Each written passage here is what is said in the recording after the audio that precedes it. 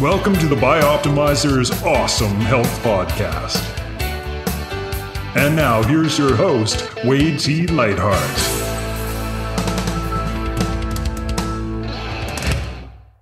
What if you could double your energy naturally without caffeine or stimulants in just 3 short months? It's not only possible, you can transform every aspect of your health if you follow the 12-week blueprint we've created for you in the Awesome Health System.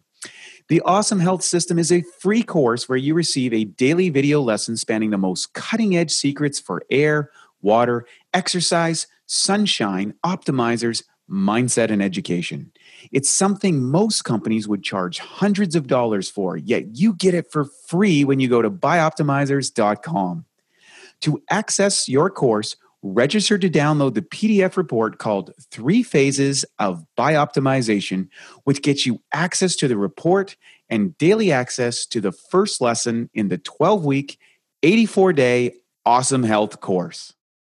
Good afternoon, good morning, and good evening. I'm Wade T. Lightheart from the Awesome Health Podcast, and I am joined today by none other than Adam Markel. And if you haven't heard about Adam, you probably should. He is in charge of, I was just on a show a little bit ago called The Conscious Pivot. We'll get into what that's all about helping people transition. And he is a living example of that. First, he became a successful lawyer, built a massive business, and then pivoted and became the CEO of one of the most successful personal development companies in the world. And now he is running his operations of helping people make these pivots in life. And we are excited to have him on the show today. Adam, welcome. It's great to be here, Wade. Thanks for having me. It was a blast to have you on our show. And we're already, our team is really excited about that episode, actually.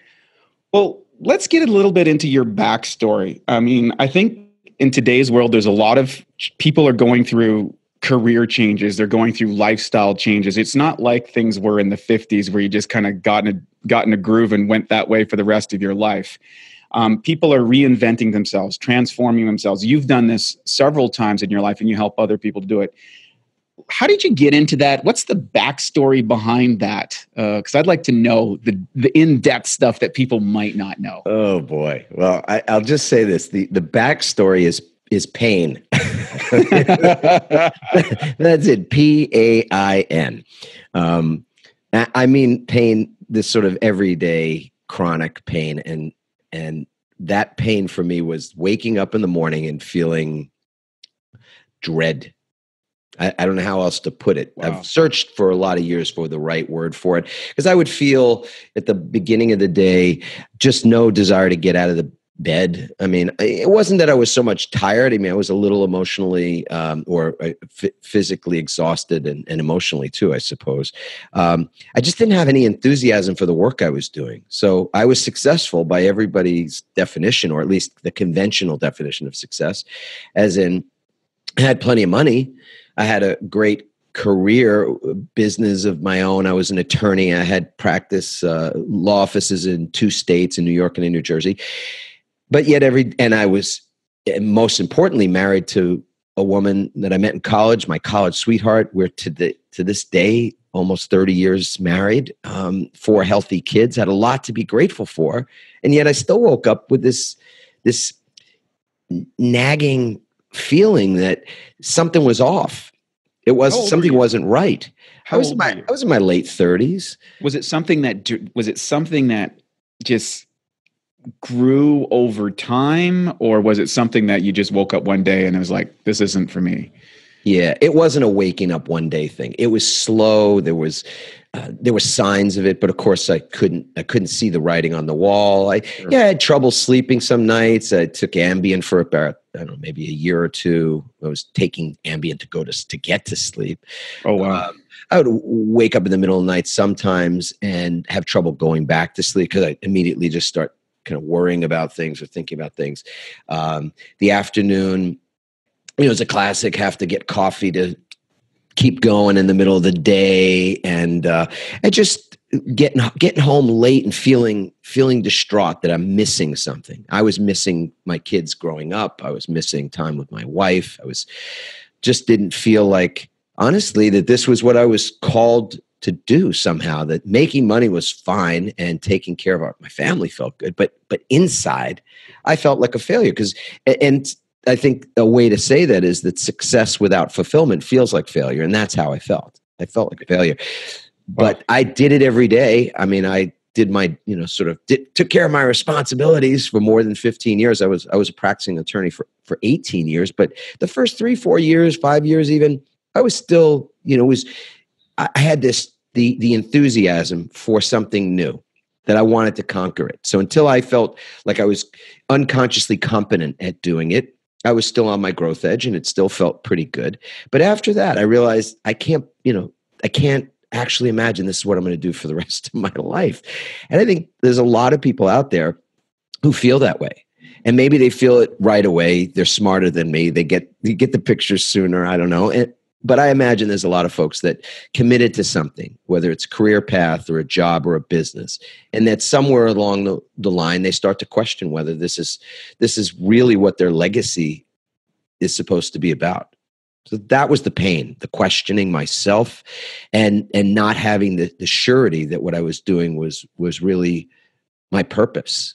I think there is a lot of people that might be feeling this. And I think some people might be surprised to see someone who has all the external signposts of success, but feel like a failure inside. And back in another life when I was a personal trainer coaching people and I dealt with a lot of executives, I found this was a common thread. I found it was more common than I thought. Of course, I'm dealing with people who are coming for physical transformation. And what was interesting, I said, it's not necessarily the physical transformation. We can get that part. It's what you think you're going to get from having the physical transformation. That's the real question. So you're in this pain zone. How long did this go on for? It went on till I ended up in the hospital. Whoa, tell me about this. Yeah. So my wife and I, we're driving. It was a Saturday. We're headed to our son's baseball game. And all of a sudden I pull off to the side of the road because I'm sweating profusely and my heart is beating out of my chest and I could barely get my breath. So the next thing I know, I'm lying on a gurney in the emergency room and waiting for the doctor to come in and thinking, literally thinking I'm not going to see my kids again. It was just this awful. And I remember it was yesterday. It's not yesterday. It's many, many years ago. But I remember my feeling. I wasn't there going, oh, this sucks. And I'm, I was going, you idiot. Like, how did you allow this to happen? Wow. It's a tough inner voice. It's tough. If you think you're on your deathbed, right? You think you're about to take a leap into the abyss, and you're the one saying, "You idiot." I mean, that's a tough critic right there, man. That's a tough critic. Yeah. And how old are you at this point?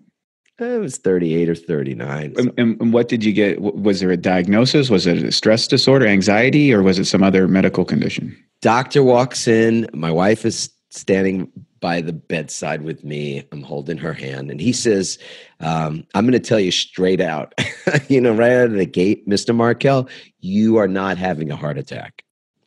Okay.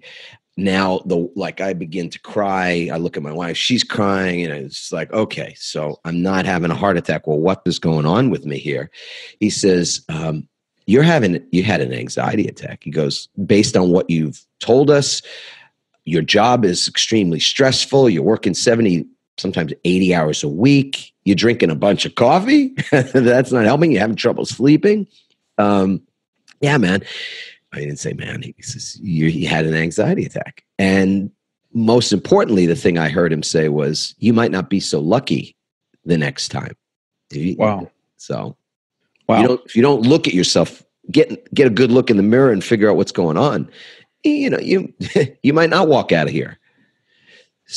And I did. I got to walk out that day. A couple hours later, my legs were shaky, but I walked out and I looked up at the sky and I said, thank you.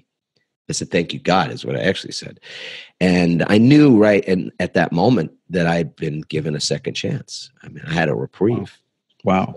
And then what cultivated after that? So you've kind of, this is kind of where the story is. And I think it's important for our listeners because, some people feel they get on a pathway and they can't change.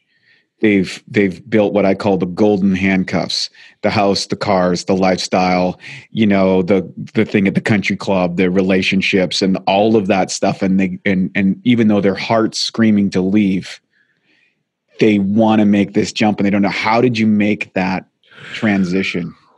Man, I first of all, I really appreciate how you painted that picture. In fact, you just gave me, I could show you, I have chicken skin, goosebumps, because that is so true. I really believe what you just said is true for so many people. And I certainly have felt that way. And I was in that situation, to be sure. And the flip, the funny, and the true answer is that I fell back. I walked out of there. I felt incredibly grateful for the second chance. It lasted for a couple of weeks, as you'd imagine. I started to look at changing some things in my life. And, I did actually create a way to be home, or at least work out of my Jersey office, which was closer to home, a couple of days a week. And that helped for a while. But 6 months later, it was one of these cold and rainy nights on the East Coast. And I got home at my pretty much normal time, walked in the door dripping, and I realized, I missed the kids going to sleep again. I looked at my wife. I could see it on her face. I knew it. I missed the chance to read them a bedtime story. And I just walked straight up to her and I said, if I keep doing what I'm doing, you're going to be a widow. And that one dropped in. Wow. Yeah. So the beautiful thing about that moment for me, even in this moment, is that my wife didn't remind me of all the stuff, the golden handcuffs you just mentioned.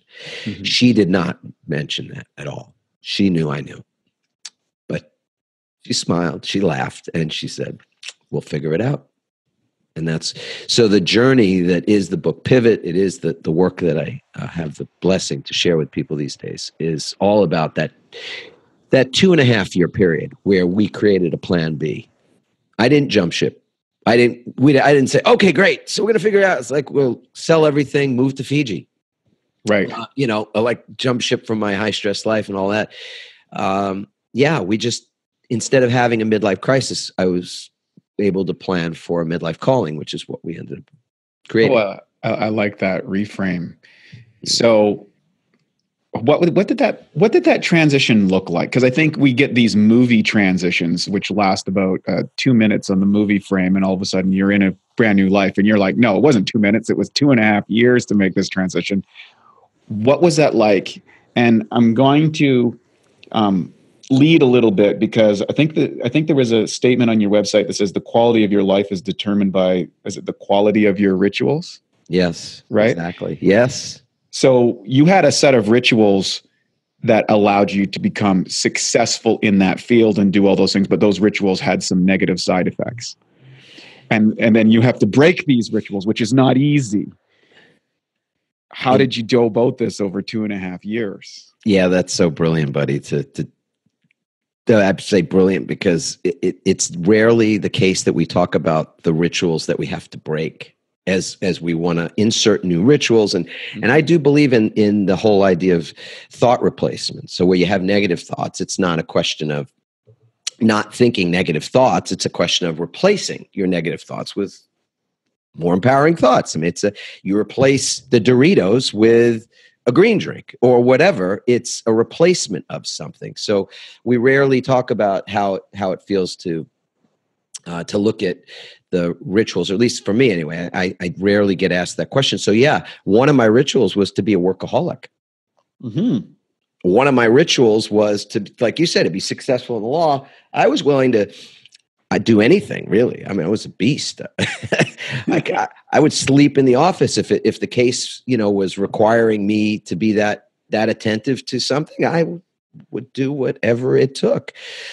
That tenacity. So there was an element of me kind of living like a beast. That word came up for a reason. I'll just go with it. To be almost like an animal, and I was living in in New Jersey, but my office was in Manhattan in New York City. And, that's a city that'll eat you up, like a lot of cities, like a lot of places with a lot of people, a lot of commerce. Yeah, it'll eat you up. It can. Or you can be the one that's doing the eating. And I was, my ritual was to be the one doing the eating. Right.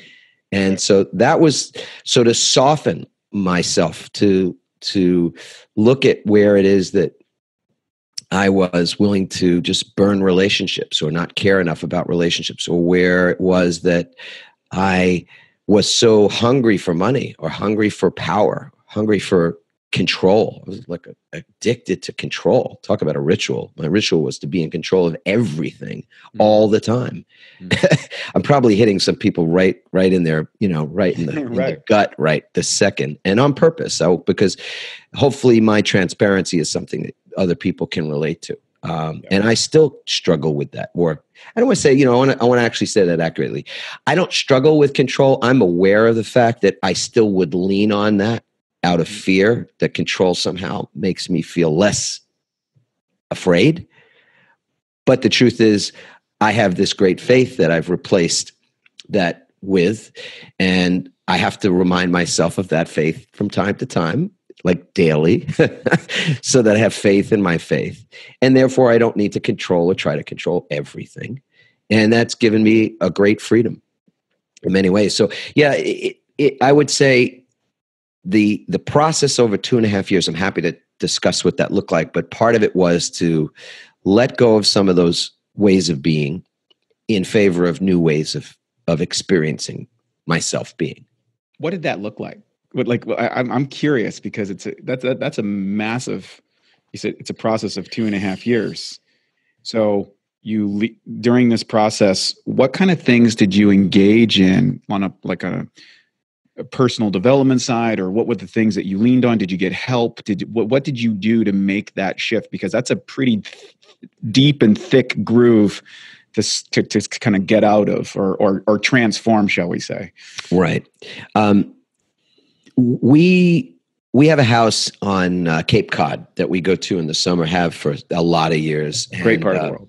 Oh my God. It's just, other than the Red Sox, I really love that area. Red Sox fans, sorry. I'm a Yankees fan. I grew up in New York. Can't help it. All right. So what are you going to do? But there's this bridge over a pond that we drive over. And one day we saw they were doing some construction on the bridge. And it's a drawbridge, so sailboats and things could go under. And the Corps of Engineers was there, and they were saying, yeah, we're building another bridge. This bridge probably couldn't survive another one of these big storms. I mean, nor'easters are a big deal there in the winter and all that kind of thing.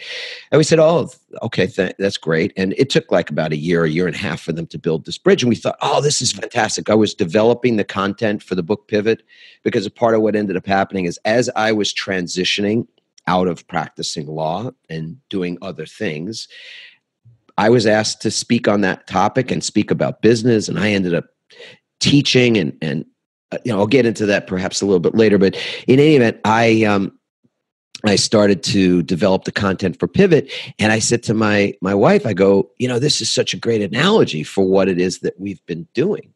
Like, we're building a second bridge. That's what we've been doing, right? We didn't tear down the first bridge. Like, what if the Army Corps of Engineers just came in and said, this old bridge is going to fall down. We could tear it down and then build a new one. It'd be like 2 years or whatever, a year, that people couldn't get from one side to the other. Like, right. Everybody'd be stranded. You could take a rowboat. I mean, what are you going to do? So we're like, this is a great analogy for the book. And sure enough, they completed the bridge. It was really beautiful. And they tore down the old bridge, just like we'd expect. Next thing you know, it's like a summer later, and they're building something again. We're like, what the heck is going on? I mean, it cost millions of bucks. And they said, this time we pulled over, same thing, asked the question. They said, yeah, that bridge, this bridge right here, this is the temporary bridge. Now we're going to build the permanent bridge, or at least the one that's going to last 100 years kind of thing. Right. And I'm like, oh my God, this gets even better. Like, this is the best. This analogy is exactly what's going on in our world, because, even when we want to pivot, even when we want to change our career or change some other track, some other direction, path in our lives, the idea that we could just find that one thing That's what stops people often in our work with so many people for a lot of years. What we find is that they're looking for that one thing. And until they find that one thing, they're going to stay with what they've got. Like it's the devil you know versus the devil you don't kind of. Right? So you stick with that one thing. But yeah, it's not a permanent bridge. And that was what they did. They built a temporary bridge, which enabled them to then have the time and the space to plan for the more permanent structure to be created. And that was exactly what we were doing. And that's what I find so many people who are pivoting in their life. They will do that. They will make a move into something else. And I don't mean, again, tear down the bridge and then build a new one. There are people who've written books and talk about that. You got to commit. It's got to be a commitment device. That means you burn the ships. Burn the boats. Yeah, that's burn the boats. Yeah. That's a classic example, right? It's like, for the few people that are successful at that, and I do mean few in my estimation, they're outside the bell curve. For the rest of us, that whole idea would scare the crap out of us, as well as be irresponsible. Yeah, because you've got family members that are affected. You've got kids that are going to be affected. You have a legal team or a firm that's involved here. Like, there's a lot of corollary, people in the blast radius, if you will, if you try and blow up your old life. No kidding. Yeah, there's a tremendous capacity for collateral damage to happen. Right. If you blow up your life or blow up your career, whatever it is. So, yeah, our plan was you keep the first bridge and you use it as a means, in many ways, a way to literally FUND, fund the exploration or the building of that temporary bridge, the things that you really would like to check out and do. And you use what it is that's producing the money and is keeping you keeping your life going at the moment. And you do that for some period of time. It doesn't have to be forever. So for us, I started to disband, take apart that bridge, our old bridge, the law practice bridge. I started to take that apart after about a year and a half. It was sort of like I was doing my side gig for 10% of the time. Then I was doing my side gig for 20, 30% of the time. And then all of a sudden my side gig was sort of 40, 50. I mean, half in one arena, half in the other arena. And I know people go, so that defeats that whole idea. You focus. Like, yeah, well, again, I'm just going to share what worked for me. And you do have to focus on two things at once. And yes, you can. And does that mean you may work longer? May you actually increase your hours? Yeah. But you know what? I increased my energy as well, because when I was doing what I wanted to be doing, when I was working on doing what I wanted to be doing, it just enlivened me. So I have a shirt on that says resilience. Mm-hmm. A part of how it was that I created resilience was that I started doing things that were good for my soul. They felt good. So I had more energy. I had more capacity than I knew I had. I mean, we know this to be true anyway. There are moms who've lifted cars off their kids. How does that happen? Adrenaline. Well, it comes from the fact that we have so much greater capacity than we are ever really, than we are aware of 99% of the time. I think the concept I learned a number of years ago was called, I think, a bifurcated focus. And that is, you're going on one direction, but you have you're being simultaneously aware of where that next jump can be. And of course, when you're getting something that's inspirational, one of the things I used to teach is, hey, don't worry about getting rid of the old things. Just keep putting more good things in your life, and the old stuff will eventually fall away on its own. So you make this transition. It's 2.5 years. And then the next thing you know, you find yourself as the CEO of a personal transformation company. You want to talk about how that's a big shift. Well, yeah. I ended up being a partner and CEO of a company that was pretty prolific in that space. And it was because I was in love. I was just flat out in love with that company. I was in love with the work it was doing in the world, with the people I was seeing. It was so drastically different than, being a litigator, a trial attorney and all that, right. And seeing the worst in people often, right. almost all the time, just the worst. I mean, and going and exploiting and finding that worst, looking for it and taking them apart. Exploiting it, knowing it. I know you're a liar. What, are you kidding me? We're all liars. You're a liar. I'm going to prove it right now. You've tangled with the wrong. Wow. It's like like I said, I was a beast, and it was bringing out. So that work just brought out the beast in me. Sure. It doesn't have to. There are plenty of lawyers who are listening to this for sure. My brother and sister-in-law are lawyers. You don't have to be a beast. That's not required. But it's what came out of me. And I know a lot of lawyers who feel that way too. It's definitely a profession with a lot of misery. So this profession or this industry, I found very, very different. I saw people at their best. I saw people who were broken, people who had tremendous trauma in their lives. I mean, we all do. But yet this was an environment where folks were working on it.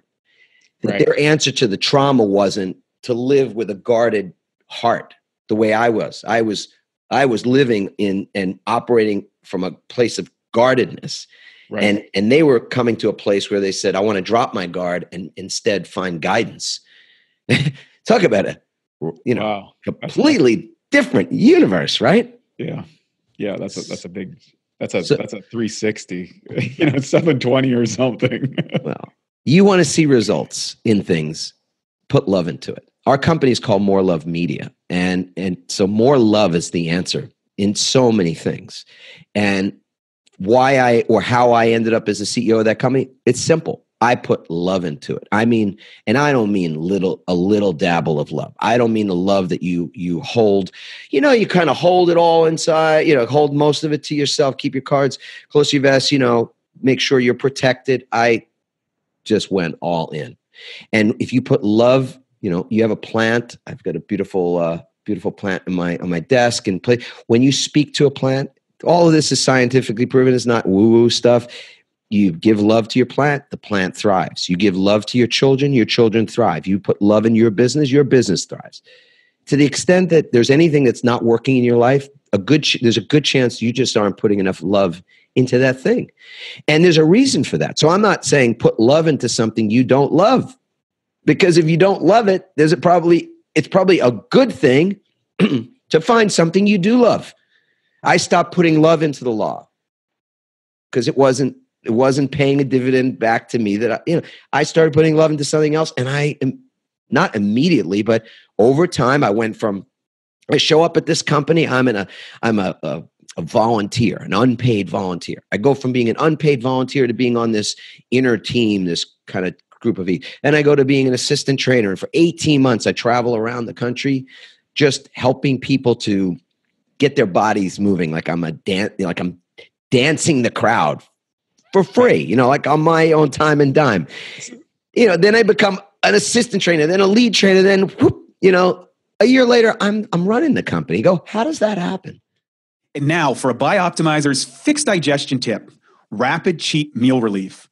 Research shows that cheat meals can actually be an effective way to boost your metabolism. One key weight loss hormone, leptin, can be increased by up to 30% following a cheat meal. The challenge with the cheat meals is that all those extra calories and lower food quality can be hard to digest, which means you could be totally sidelined with a food coma after big cheat meals. The solution is to take strong digestive enzymes like masszymes, which will help rapidly digest and break down the extra food.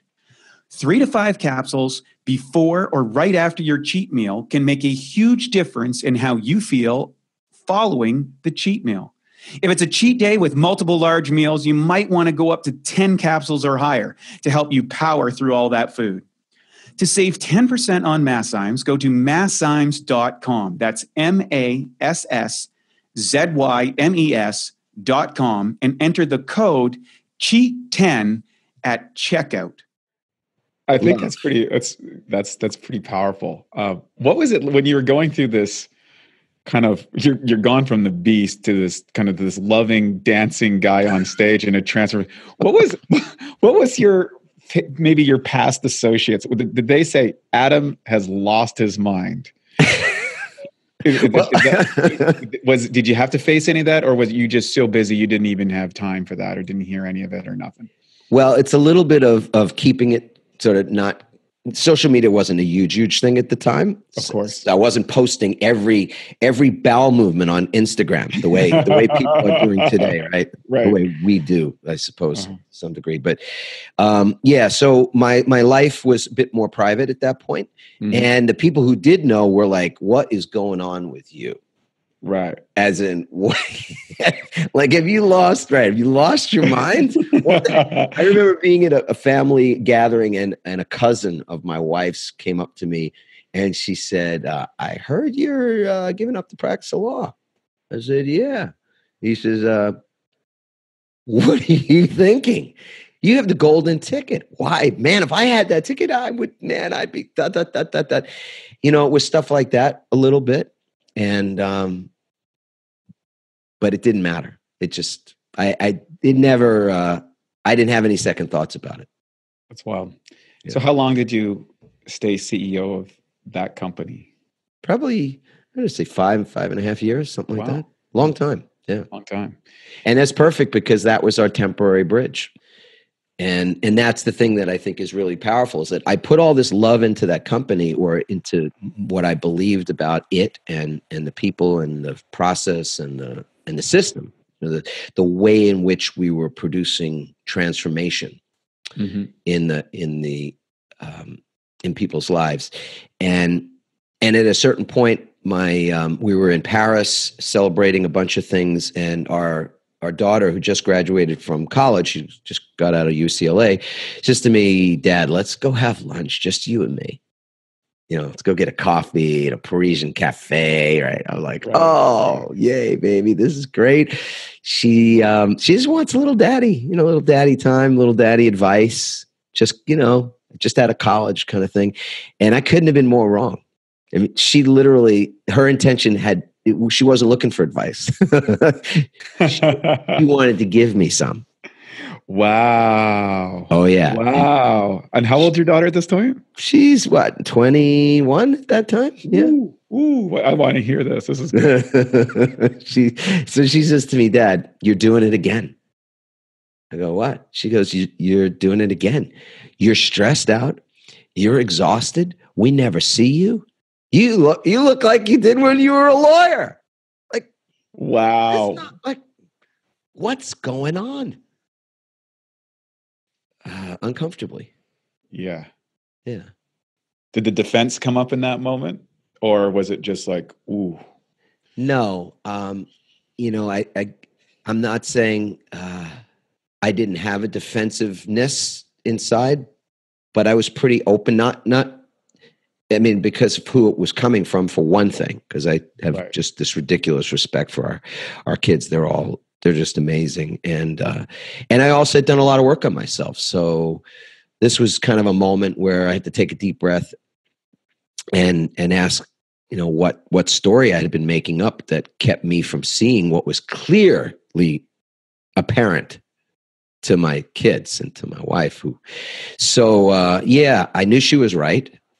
I knew a pivot was coming. We started to talk about it. And as soon as the words were leaving my mouth and my wife's mouth, I knew. I said, I had this moment where I go, can't call him back now. Like it's out in the universe. It's in the ether. So something's going to happen.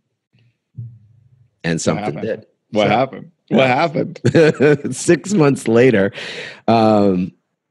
we've been talking about this exit plan, and maybe it was going to come over the course of a couple of years. And I'd buried my head in the sand again.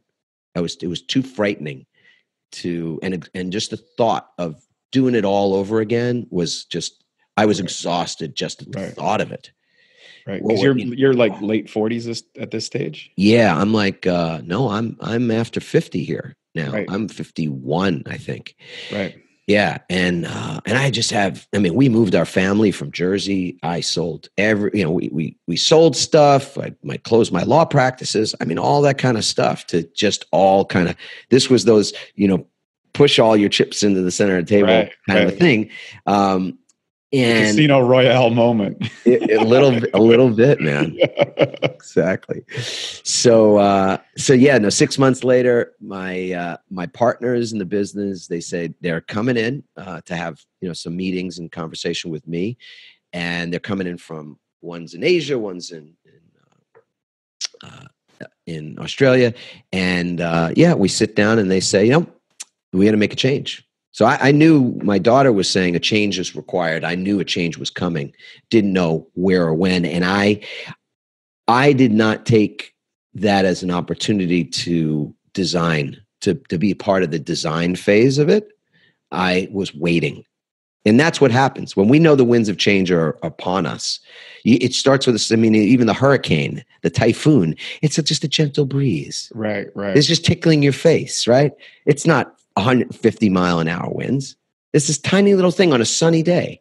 But yet brewing out in the middle of the ocean is this thing that's going to, wreak havoc when it reaches your shore. Totally. So I ignored the little that, and then they said, yeah, we're going to make a change, and we don't want to continue how we've been continuing. We have a different vision for the company than you do, and so then I'm removed from the helm, and 3-4 months later, we had put together an exit strategy and plan for me, and out I go. And so. This is one of those things where I was like, okay, how do I treat this? And this is really a telling moment. It's actually a very big part of the book that we're writing again. So we're back to a new book, which will be a follow-on to Pivot, which as I was sitting listening to them, I knew what was coming before it was coming. Because like I said, I'd already felt the tickle on the cheek. So I knew that that's what was happening. And so as this was going on, I have these words just show up in my I remember sitting in this business meeting, sitting at lunch with my eye for about a minute or so, just my eyes closed. It's an odd thing to do at a table. I mean, I wasn't alone. I was there with 5 or 6 people, but I just sat there, hands, kind of quiet in my lap, and I closed my eyes because I knew what was coming for dessert, so to speak. So the words came across: embrace, embrace, embrace, embrace, embrace, embrace. And so then that night, I'm driving home from this, where we met was up in LA, and it's a couple of hours drive. And I call a friend to tell him, what was going on. And I hadn't even gotten a chance to speak to my wife about it because it was just one of those fortuitous things that she was busy with something and said, yeah, just call me on your way home. I said, no, I'll see you at home. You keep doing what you're up to. And I called this buddy of mine, and he was in some place where the cell service sucked. And so I couldn't even tell him what had gone on. All I heard him say, literally, I heard like 6 or 7 words: hello, how you doing? That kind of thing. And the last thing before his phone went dead, I hear him say these words: embrace the pivot. Wow. I mean, Wade, you can't even make stuff up like that. It's so So yeah, we just full on, it took a couple of months. And so again, I don't want to candy coat things for people. It took a couple of months, and a lot of taking care of myself. Being resilient means 3 things to us. It means being able to reframe. So embracing change versus resisting or right. denying or ignoring or, even accepting. Acceptance is, in many ways, it's like the serenity prayer is about acceptance. And to me, I feel like sometimes that just feels like resignation. Like I'm not resigning myself. This is a gift. This is required, A, and B, it's a freaking gift. And if I can't see how it's a gift yet, well, that's just the mystery of life. That's what makes life so flippin' interesting to begin with. So embrace was the reframe, looking for the wisdom, mining, digging for the insight. So finding the insights, and there were so many of them, took time. And I had to really be willing to look into the eye of the storm, which is calm, and sit with things so that the insight would appear. And then the last piece for us, when we talk about what it takes to create resilience, that we have to take care of ourselves. So the rituals for recovery is everything. It's not stress that kills us. This is now proven. It's the lack of recovery from stress. Right. That kills us. It's it's a very not good distinction, I think, for people to understand, because if you don't stress it in an organism, it'll actually die. exactly. You get in the gym. What do? Sit on the bench and do nothing? Exactly. You have to stress your muscles. But if you go to the gym every day, and you work out 6 hours, well, all you do is stress your muscles. They break down. Eventually, they can't repair without, Right. whatever, surgery or something. So it's the stress followed by recovery that creates growth. So we went through the process. And in the end, the plan appeared again, and we knew which way next. And I had a smaller team, which was great. I didn't have to have a massive overhead and lots and lots of mouths to feed. And everything just started to unfold in this really beautiful way. Not perfect, it's not without its challenges, but the path was clear. And we were, again, just filled with energy and out there doing the work that we were meant to do. What are some of the these recovery techniques that you incorporated, or what were the rituals that you incorporated to make that transformation, to go through this change and go through the stressful point? Was there dietary stuff? Was there meditation? Was there time on? What did that constitute for a guy that's been on the gas pedal literally his whole life? What was that? What did that look like? Because I think people who are in your situation are going to relate to that and go, they hear it, yeah, I know, blah, blah, blah. And then, but that's not me. I'm going to keep going. I'm indestructible. What were those things that helped you in this recovery process, if you would say, or transformation? Well, first, it's the recognition that creating resilience isn't just about endurance. So we have a myth. There's a myth that's perpetuated about how resilience is supposed to look. And part of it is that ability to get back up. And the greatest example of the get back up fallacy is Rocky. I mean, I just, because we all, right? Everybody best movie, one of the greatest movies of all time, 1976, the original Rocky, the only Rocky as far as I'm concerned, right? Mm-hmm. And Rocky, he wins our hearts because of his endurance. Like he gets up. You can't keep him down. That's a definition of resilience, but it's also, it creates problems if it's the only definition you've got for it. So there's no question that endurance and getting back up and all that is a part of it. But it's again this idea that we can exhaust ourselves and that somehow that we'll continue to be productive. So exhaustion in the workplace in the United States is costing businesses $62 billion a year. Wow. Health and safety issues related to exhaustion cost $62 billion a year. Now think about that. So the exhaustion model is an old paradigm, and the exhaustion model does not work exclusively. What we need, and this has been proven again in studying the highest performing athletes in the world, the best tennis players, the best golfers, the best basketball players, all of them have the same thing in common. The best of them have the ability to recover more quickly than the next best of them. And it's the same thing with executives, business owners, entrepreneurs. The ability to recover is the key. So you have to create rituals for recovery. And these are not just, again, physical rituals. So the exhaustion model is principally, can you work 15-hour days and live on 3 hours of sleep and get up and do it again? Mm-hmm. It's the same thing in other, for moms. Can you be a mother and a wife and a full-time business owner or a full-time executive? I mean, talk about overburdened.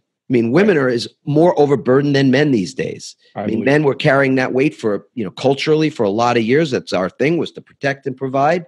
And then women got into the act as well. I'm not sure if in hindsight that everybody wishes they done that, because the statistics about heart disease among women and suicide among women, especially women who are in their 40s and 50s, is staggering. It's an epidemic. It deserves more attention.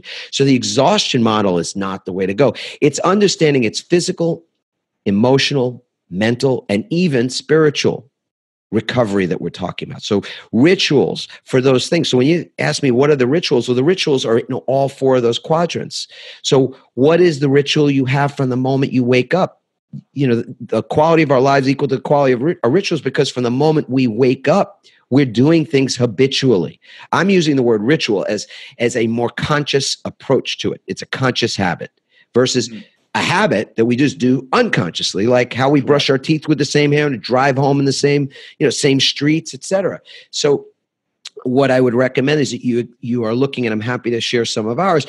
What are you doing on the mental side to create resilience for yourself? What are you doing on the emotional side to create recovery for yourself? What are you doing physically? Are you sleeping enough? Are you drinking, you putting Diet Coke in your body, or you putting some electrolytes in your body? Are you putting, a smoothie or a green drink or something in your body?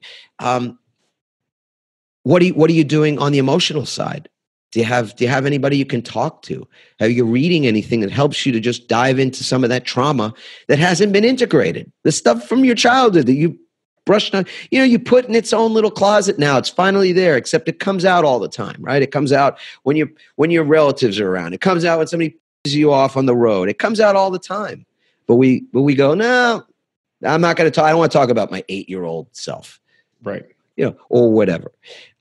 And do you have any kind of a spiritual practice? And I don't mean a religious one. I just mean, do you get still? Do you allow yourself to think about your presence in the universe and how you're connected to things other than your own physical body? Stuff like that. That's great. So let's talk. I know we've got a hard stop here coming up. So let's talk about your book, Pivot. Maybe what you're coming into. Is it a rewrite of that book, or is it another book on top that comes after that? You want to explain that journey for people and talk about who you're serving, how that's working, all that sort of that stuff. I'll let you have the floor on that. So please share. I think this is a fascinating story and some really good kernels of experiential wisdom. And I know some people are going to get from that. So please have at it. Cool. Yeah. Well, Pivot is what's great about it is that I didn't have to carry the weight of the whole book based on my own experience. So my story is in there for sure, but there's case studies of about 20 other people that are remarkable. I mean, their stories make mine look, I don't know, pretty commonplace, but, and these are some athletes and movie star folks and others that just have had incredible pivot stories. So our podcast, the Conscious Pivot podcast, is for, in essence, we get people on our show to talk about those things, how it is that they navigated these inflection points in their lives, these low points or other points where there just was massive growth that was possible. And so the book, in many ways, it chronicles those case studies and it lays out the actual system, the process that I use to pivot and that a lot of other people have used as well, which is cool because it's a process book. It's not it's not a book that is sort of without the how-to. It's just that it starts with the most important thing, which is gaining clarity. So clarity, momentum, and then strategic planning. And we start there and end where we do because we really don't feel that it helps anybody to start with a plan. And the irony of that is that most people, that's all they want. Just give me a plan. Just give me a strategy. Right. Give me something to do. I don't want to think too much. I don't want to struggle with this thing. But we reverse the order and it has to be that way. So the book is really rich and I hope people feel called to get it. You can get it on Amazon. You can get it on our website, adammarkel.com and all that. We'll put some links in the show notes on that. Way cool. And the new book will be out in the process for incubating a new book and having it come to market, it's usually like a 2-3 year process. And so we're at the early stages. We've got chapters written in all that kind of thing. We're settling on a publisher. So it'll be out. And it is sort of the next step in my own personal journey. And it has quite a bit more on the side of how it is that we live from a place of grace versus a place of guardedness, how it is that we're, instead of living on guard, we're able to be guided. And it, again, will have a lot of other people that contribute their their life experience to the wisdom. If there's wisdom in the book, it's the result of getting great, great people together. And I say great people, but we're all great people. So if I had to pick 20 people off the street and just randomly ask them the questions about their life, and we would be able to extract the insight, every insight that we needed to produce that book and have it be really valuable. And that's the one cool thing about doing a book. It's a major heavy lift. I mean, I'm just going to put it, I'm saying it plainly for even anybody that thinks it's not. I don't know you. There's all the emotional side, man. Psychological side. It's not just writing it. It's like, is it good enough? Is it this? Did I cover everything? It's incomplete? It's past dated. But there's all these kind of stories that go with that's it. And it's the team, it's the marketing, it's all that. But when you find that a book has really touched people, and you hear from them that how it has touched their lives and helped them, that's what makes it all worth it. And so the book is sold well, and it's all kind of all around the world, which is wonderful.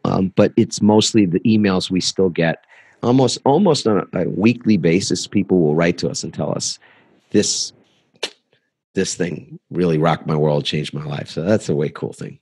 I love it. So 2 things before we wrap up, and that is, walk me through a day in the life. What's your day like from start to finish, to kind of explain, and then any messaging that you'd like to share for people who maybe need to make that pivot in their life or want to make that transformation, but they're kind of caught in that thing. What would you say to them, and how do they maybe contact your organization? Wonderful. To find out about that. Thank you. A day in the life is like planting. So if you looked at the cycle of a seed, for a fruit, I don't know what your favorite fruit is, but maybe it's like a fig, or it's a mango, or it's an apple, whatever it is.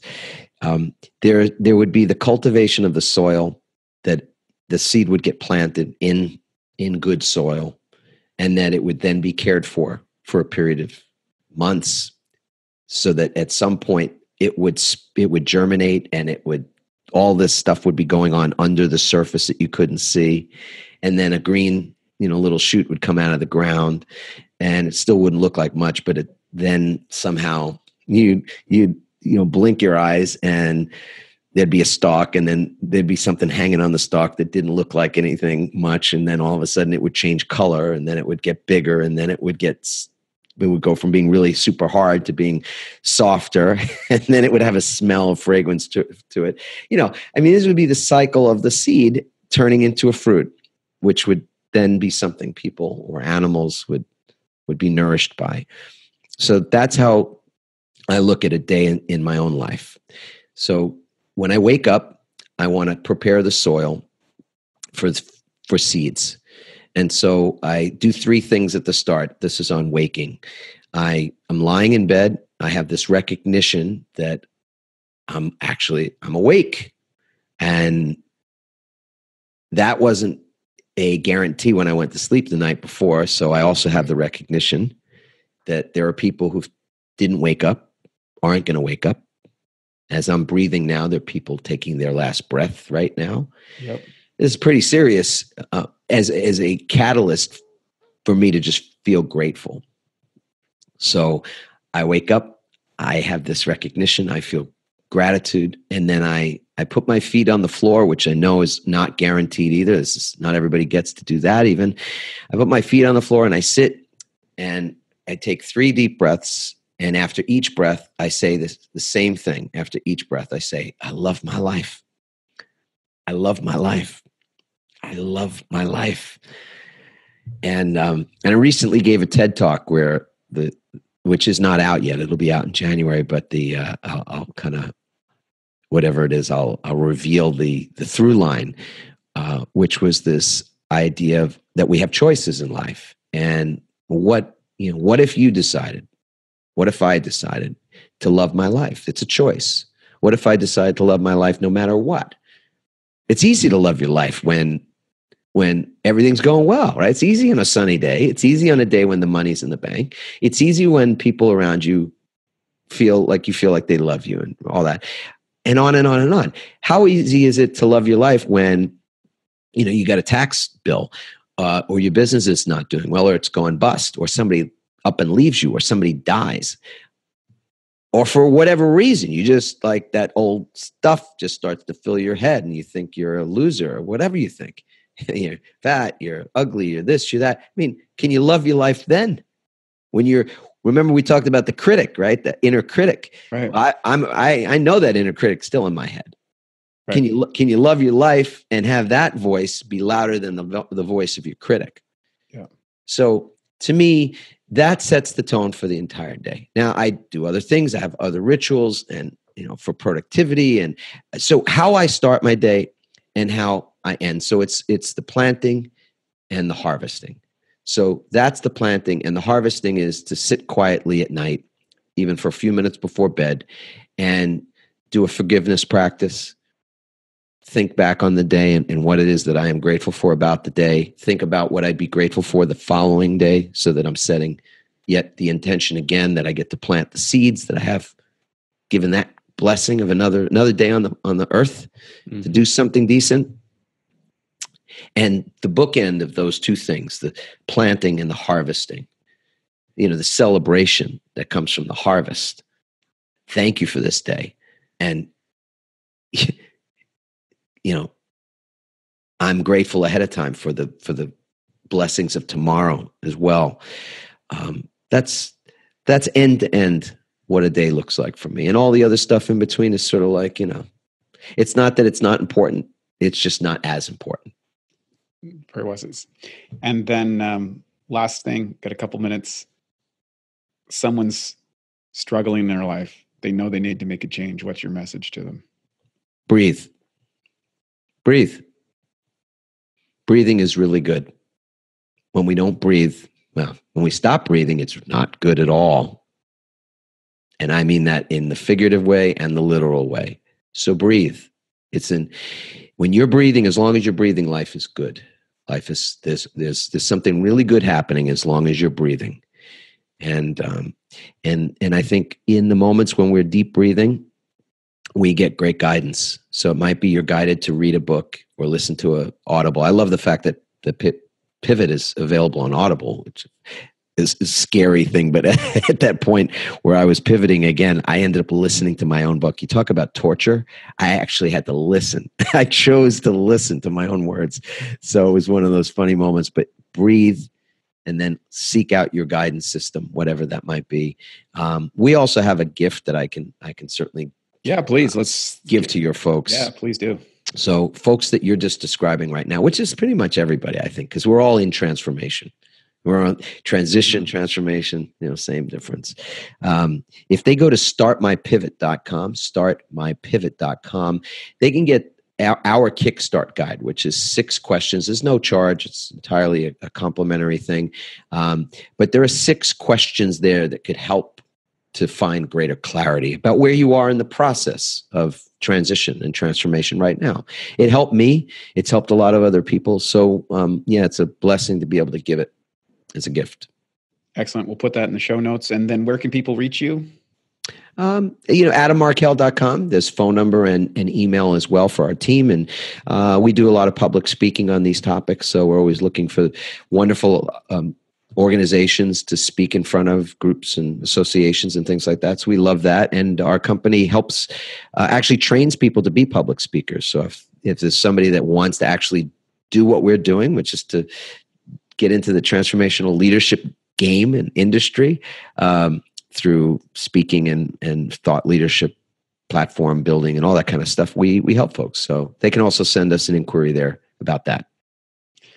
Well, Adam, thank you so much for sharing your wisdom and your story. I think it was really resonated with me, and I know it's going to resonate with a lot of our listeners. And please, folks, check out the free gift. Ask yourself the questions. Get the clarity, because out of clarity and a little bit of breathing and gratitude, you can sow the seeds that bear the fruit that you really desire in your future. So thanks so much for joining us today. Great to have you on the Awesome Health Podcast. And we'll put everything in the show notes.